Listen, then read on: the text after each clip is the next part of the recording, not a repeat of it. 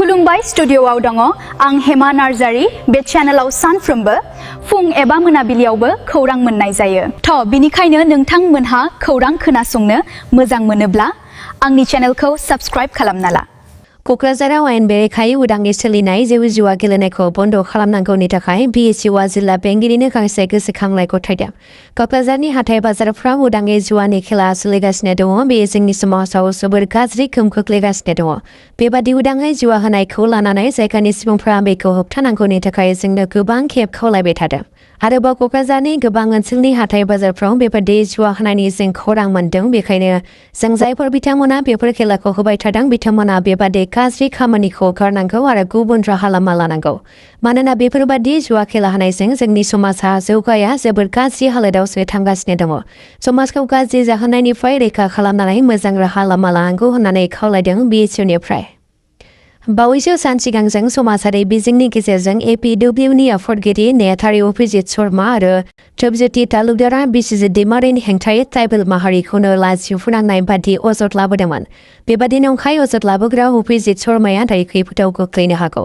मख'नो गोनांदि APWनि आफादगिरि अभिजित शर्मा आरो नेहाथारि ट्रिबुनारि तालुकदारा बै सानखालि खौरां मेलनि गेजेरजों बिस्वजित दैमारिजों लोगोसे बारबो MLA दुलाल पेगु आरो सानैसो थिकादारनि हेंथायैबो अजदखौ लाबोदोंमोन। बे अजद लाबोनायखौ लानानै दुलाल पेगुआ गुवाहाटी गोजौ बिजिरसालिनि एडभकेटनि मदद लादों आरो APWनि सानै आफादगिरिनिसिम मोनसे नटिस फोसावदों। एडभकेट सौरभ बरठाकुरा बे फोसावजानाय नटिसनि गेजेरजों 15 साननि मादावनो जुदि APWनि सानै आफादगिरिया अजद होनायनि फोरमानखौ होनांगौ नङाब्ला आयेनारि राहा लानायनि हुमखि होदों। बेनि अनगायैबो APWनि हेंथायै 1 कोटि रांनि मान सिफायनायनिबो अजद होदों दुलाल पेगुआ। राजखान्थि दैदेनगिरिफोरनि दोलो एंगारनायनि सोलायस्ल' थांनाय MLA बिसायख'थियाव BPF दोलोनिफ्राय टिकेट मोनैनि जाहोनाव दोलो एंगारनानै बिजनि बिधान सभा बियाबाव उदां बिजाथि महरै गसंनाय MCLA खालिल रहमाना फिन आरोबाव BPF दोलोआव हाबफिनबाय। बिसायख'थि गेलेनो थाखाय आं BPF हान्जाखौ नागारनानै हारसिं बिजाथि महरै बिसायख'थि गेलेदोंमोन। रायजो राजाया बिसायख'थि गेलेनो थाखाय आंखौ दाबि खालामबाय थादोंमोन। बेखायनो हारसिं बिजाथि गसंनानैब्लाबो आं बिसायख'थिखौ गेलेदोंमोन। रायजो राजानि थाखाय आं खामानि मावनांगौब्ला दायो हारसिङै जेबो मावनो हाया। बेखायनो रायजो राजानि लुबैनाय आरो BTCनि चिफ हाग्रामा महिलारि बिथाङा आंखौ दोलोआव थाफैनो खावलायनाय लेखायै आं BPF दोलोआव फैफिनबाय होननानै बुंथिदों MCLA खालिल रहमाना।